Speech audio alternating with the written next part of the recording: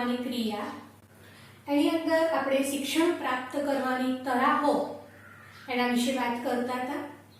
શિક્ષણ પ્રાપ્ત કરવાની તરાહો 4 છે. એમાંથી પ્રથમ અને બીજી એ તરાહ વિશે આપણે સમજ પ્રાપ્ત કરી લીધી હતી. ત્રીજી તરાહ હતી અભિસંધાન દ્વારા શિક્ષણ. આ અભિસંધાન દ્વારા શિક્ષણ એની અંદર મનોવૈજ્ઞાનિકોએ 2 અભ્યાસની વાત કરેલી છે. એમાં પહેલો અભ્યાસ હતો પ્રશિષ્ટ અભિસંધાન. તો પ્રશિષ્ટ અભિસંધાન જે રશિયન શરીરશાસ્ત્રી ઇવાન પેટ્રોવિચ પાવલોવ એમણે કૂતરા ઉપર કર્યો હતો, એની પણ આપણે ચર્ચા કરી ગયા હતા. હવે આજે આપણે કારક અભિસંધાનની વાત કરવાની છે. આ કારક અભિસંધાન એને ક્રિયાત્મક અભિસંધાન તરીકે પણ ઓળખવામાં આવે છે. કારક અભિસંધાનનો અભ્યાસ અમેરિકન મનોવૈજ્ઞાનિક B.F. સ્કિનરે કર્યો હતો અને એ અભ્યાસ એમણે ઉંદર ઉપર કર્યો હતો. આના આધારે ટૂંકો પ્રશ્ન અને વિકલ્પ પૂછાય કે કારક અભિસંધાનનો અભ્યાસ કયા મનોવૈજ્ઞાનિકે કર્યો હતો? તો એનો જવાબ આવશે B.F. સ્કિનર. અને કારક અભિસંધાનનો અભ્યાસ કયા પ્રાણી ઉપર કરવામાં આવ્યો હતો? તો એનો જવાબ આવશે ઉંદર. આ પ્રશિષ્ટ અભિસંધાન અને કારક અભિસંધાન એ બંને વચ્ચે ભિન્નતા રહેલી છે. બંનેની જે વિચારસરણી છે એ જુદી છે. પ્રશિષ્ટ અભિસંધાનની અંદર પ્રાણી પ્રતિક્રિયા કરે કે ના કરે એને પ્રબલન આપવામાં આવતું હતું, એટલે કે પ્રબલન એટલે ખોરાક આપવામાં આવતો હતો. જ્યારે કારક અભિસંધાનની અંદર પ્રાણી જો પોતે કોઈ ચોક્કસ પ્રતિક્રિયા કરે તો અને માત્ર તો જ તેને પ્રબલન પ્રાપ્ત થાય છે. એટલે કારક અભિસંધાનની અંદર પ્રાણી યોગ્ય પ્રતિક્રિયા આપે તો જ એને પ્રબલન આપવામાં આવે છે. આમ કારક અભિસંધાન એની અંદર પ્રાણીના કારક વર્તન ઉપર ભાર મૂકવામાં આવે છે. એના વર્તનને વિશેષ મહત્વ આપવામાં આવ્યું છે. અમેરિકન મનોવૈજ્ઞાનિક B.F. સ્કિનર એવું માનતા હતા કે પ્રબલન આપવાથી પ્રાણી કે માનવીના વર્તનને ઈચ્છિત આકાર આપી શકાય છે.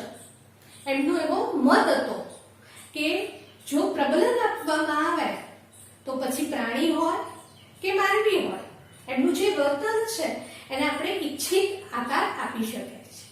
તેમની જે માન્યતા હતી એ માન્યતાને ચકાસવા માટે એમણે એક અભ્યાસ કર્યો હતો અને અભ્યાસ માટે એમણે એક સમસ્યા પેટીની રચના કરી હતી.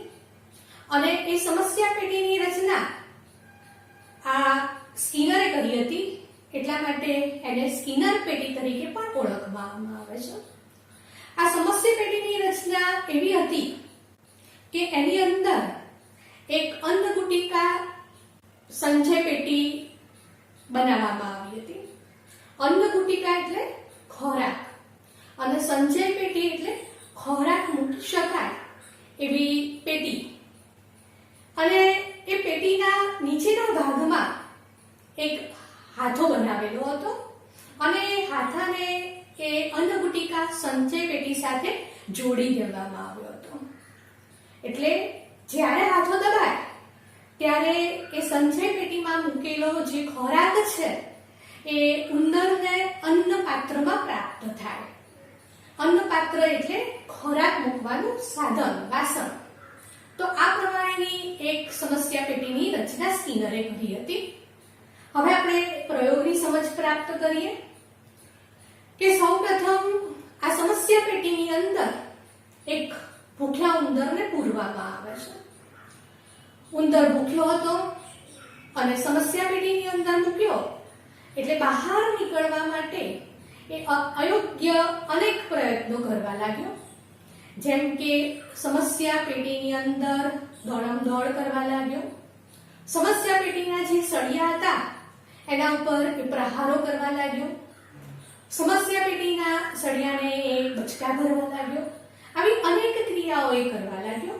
પણ આવી અનેક ક્રિયા કરતા કરતા અચાનક જ એનો પંજો એ પેલા હાથા ઉપર પડી ગયો અને હાથો દબાવવાથી એને અન્ન ગુટિકા સંચય પેટીમાંથી અન્ન પાત્રમાં પ્રાપ્ત થઈ અને ઉંદરે એ ખોરાક પ્રાપ્ત કરી લીધો. પણ એ ખોરાક એને કેવી રીતે પ્રાપ્ત થયો હતો એનું કોઈ શિક્ષણ ઉંદરે પ્રાપ્ત કર્યું હતું નહીં. એનાથી એ અજાણ હતો. જ્યારે બીજી વખત એને સમસ્યા પેટીની અંદર મૂકવામાં આવ્યો ત્યારે બીજી વખત પણ એને આવા વ્યર્થ પ્રયત્નો કર્યા. બીજી વખત પણ એ આમ તેમ દોડવા લાગ્યો, અન્ય પ્રહારો કરવા લાગ્યો, સમસ્યા પેટીને બચકા ભરવા લાગ્યો અને અચાનક જ ફરીથી એનો પંજો એ હાથા ઉપર પડી ગયો અને ફરીથી એને સંચય પેટીમાંથી અન્ન ગુટિકા અન્ન પાત્રમાં પ્રાપ્ત થઈ.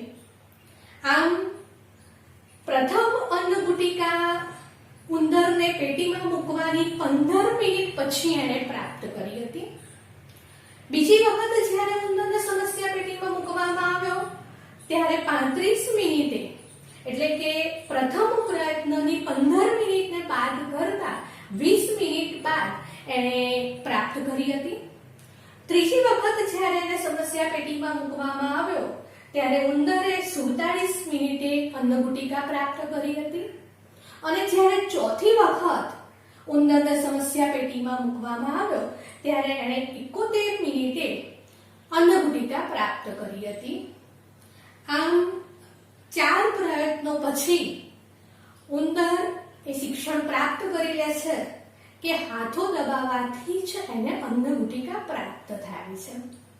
જો એને પ્રબલન આપવામાં આવ્યું ન હોત, ખોરાક આપવામાં આવ્યું ના હોત તો એ હાથો દબાવવાનું જે શિક્ષણ હતું એ પ્રાપ્ત કરત નહીં. પણ જ્યારે જ્યારે એ હાથો દબાવતો હતો એનાથી શરૂઆતમાં તો અજાણતા હાથો દબાઈ જતો હતો, પણ એ હાથો દબાવતો ત્યારે જ એને ખોરાક પ્રાપ્ત થતો હતો અને એના કારણે એ હાથો દબાવવાની જે પ્રતિક્રિયા છે એ પ્રબલનના કારણે જ શીખે છે. તો સ્કિનરનો જે મત હતો કે પ્રબલન આપવાથી પ્રાણીના વર્તનને ઈચ્છિત આકાર આપી શકાય છે, એમણે આ કારક અભિસંધાનના આધારે અહીંયા આપણને સાબિત કરી બતાવ્યું છે કે કોઈ પણ પ્રાણી હોય કે માનવી હોય, જો એના વર્તનને ઈચ્છિત આકાર આપવો હોય તો એ પ્રબલન દ્વારા આપણે કાર્ય કરી શકીએ છીએ. તો અહીંયા કેટલીક વખત 3 માર્ક્સની અંદર આવો પ્રશ્ન પૂછાઈ શકે કે કારક અભિસંધાનમાં સ્કિનર પેટીની રચના સમજાવો. તો સ્કિનર પેટીની રચના કેવી હતી એની તમારે સમજ આપવાની રહેશે વિદ્યાર્થી મિત્રો. હવે આપણે કારક અભિસંધાનના મૂળભૂત ખ્યાલોની ચર્ચા કરીશું. અહીંયા આપણને કારક અભિસંધાનના મૂળભૂત ખ્યાલો એમાં 4 ખ્યાલોનો સમાવેશ થાય છે. એમાં પહેલું છે પ્રબલન, બીજું છે વિલોપન, ત્રીજું છે ઉદ્દીપક સામાન્યકરણ અને ચોથું છે ઉદ્દીપક ભેદબોધન. તો આપણે પહેલા પ્રબલન વિશે વાત કરીશું કે કોઈ પણ પ્રકારનું શિક્ષણ હોય તો જો એ શિક્ષણને દ્રઢ બનાવવું હોય, એ શિક્ષણને પ્રબળ બનાવવું હોય તો એના માટે પ્રબલન જરૂરી છે. જો પ્રબલન આપવામાં આવે તો એ શિક્ષણ દ્રઢ બને છે, પ્રબળ બને છે.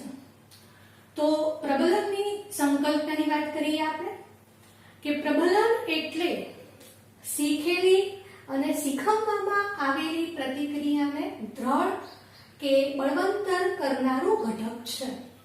એટલે કોઈ પણ પ્રતિક્રિયા શીખવવામાં આવી હોય અથવા તો શીખેલી હોય અને એ પ્રતિક્રિયાને જે બળવંત બનાવવી હોય, એને પ્રબળ બનાવવી હોય તો એના માટે અપાતું જે ઘટક છે, જે ઉદ્દીપક છે એને પ્રબલન તરીકે ઓળખવામાં આવે છે.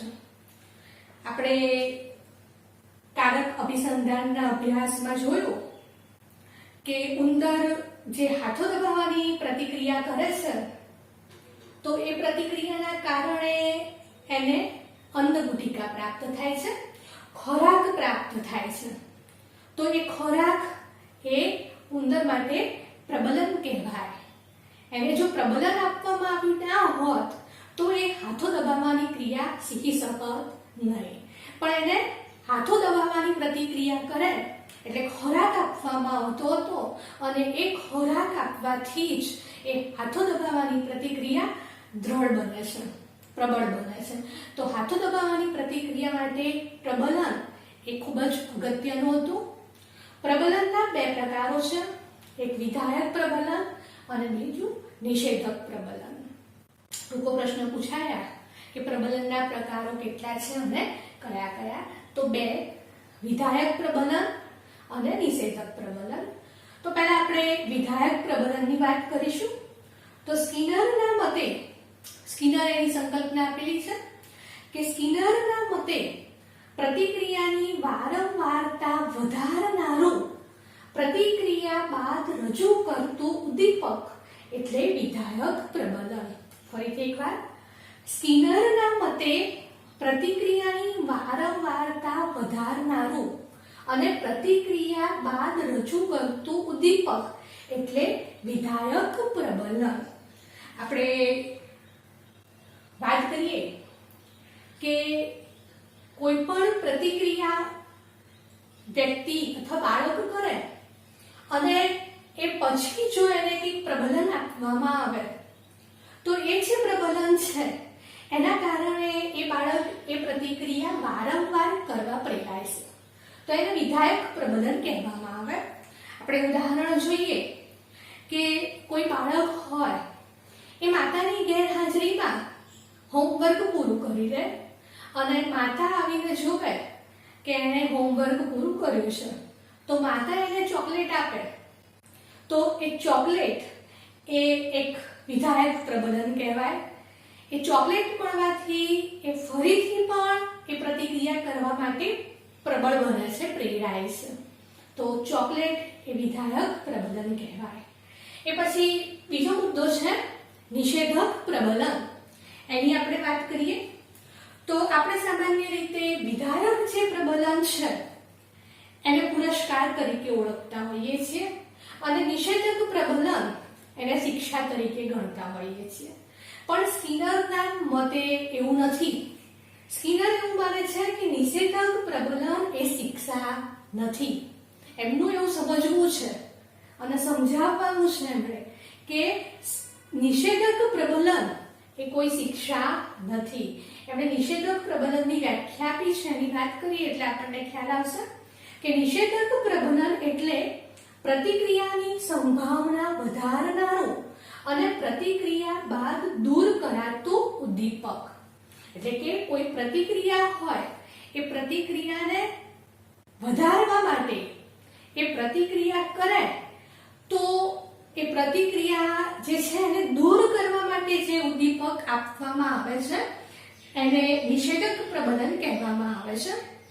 દાખલા તરીકે આપણે કારક અભિસંધાનના પ્રયોગમાં જોયું કે સમસ્યા પેટીની અંદર હાથાની સાથે ઇલેક્ટ્રિક શોક રજૂ કરવામાં આવે. એટલે કે ઉંદર હાથો દબાવે તો જ એને ઇલેક્ટ્રિક જે કરંટ આપવામાં આવતો હતો એમાંથી એને રાહત મળે. જ્યાં સુધી એ હાથો ના દબાવે ત્યાં સુધી એને ઇલેક્ટ્રિક કરંટ એમાંથી રાહત મળતી નથી અને એના કારણે ઉંદર હાથો દબાવવાની પ્રતિક્રિયા શીખી જાય છે. તો અહીંયા હાથો દબાવવાની પ્રતિક્રિયા એ ઇલેક્ટ્રિક જે શોક હતો, કરંટ હતો એનાથી શીખે છે એટલે એને નિષેધક પ્રબલન તરીકે ઓળખવામાં આવે છે. મિત્રો, આજે પ્રબલનની આપણે વાત કરી, પ્રબલનનો અર્થ અને પ્રબલનના બે પ્રકારો. આ ખૂબ જ અગત્યનો પ્રશ્ન છે. બોર્ડની પરીક્ષામાં પૂછાઈ ગયેલો એટલે આપણે એને IMP કહી શકીએ. એટલે દરેક વિદ્યાર્થીઓએ આ પ્રશ્ન ખૂબ જ સરસ રીતે તૈયાર કરવો. આના આધારે ટૂંકા પ્રશ્ન પણ પૂછાય છે. પ્રબલન કોને કહેવાય, પ્રબલનના પ્રકાર કેટલા છે અને કયા કયા, વિધાયક પ્રબલન કોને કહેવાય, નિષેધક પ્રબલન કોને કહેવાય, અને ઘણી વખત 3 માર્ક્સની અંદર ટૂંકનોંધ સ્વરૂપે પણ પૂછાઈ ગયેલો એવો આ પ્રશ્ન છે. એટલે ખૂબ જ અગત્યનો પ્રશ્ન કહેવાય. એ પછી આપણે મૂળભૂત ખ્યાલ, એમાં બીજા ખ્યાલ વિશે વાત કરીએ તો બીજો ખ્યાલ છે વિલોપન.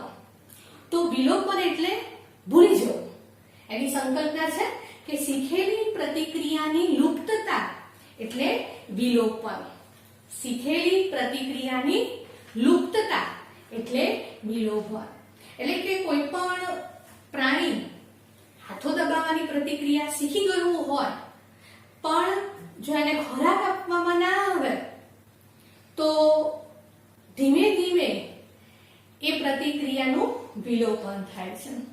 આપણે કારક અભિસંધાનમાં વાત કરી ગયા કે હાથો દબાવવાની પ્રતિક્રિયા ઉંદર શીખે છે ખોરાક આપવામાં આવે છે એના કારણે, પણ પછી ઉંદર હાથો દબાવે તેમ છતાં એને જો ખોરાક આપવામાં ના આવે, એટલે કે અન્ન ગુટિકા આપવામાં ના આવે અને આમ વારંવાર ઉંદર હાથો દબાયા કરે અને તેમ છતાં એને અન્ન ગુટિકા આપવામાં ના આવે તો ધીમે ધીમે હાથો દબાવવાની જે પ્રતિક્રિયા ઉંદર શીખ્યો તો એ ભૂલતો જાય છે અને એક સમય એવો આવે છે કે હાથો દબાવવાની પ્રતિક્રિયા એ બિલકુલ ભૂલી જાય છે.